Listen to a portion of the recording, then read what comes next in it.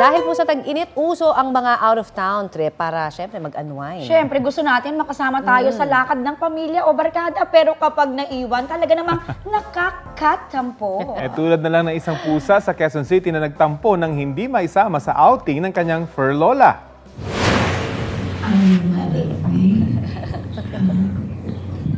Ilang araw daw kasing nawala sa bahay si Lola Anita. Hindi nila alam, nyaw tampuhin pala si Mimi. Kaya pag uwi ni Lola, for the suyo sa pusa. Okay lang yan, Mimi. Bawi ka na lang sa next life mo.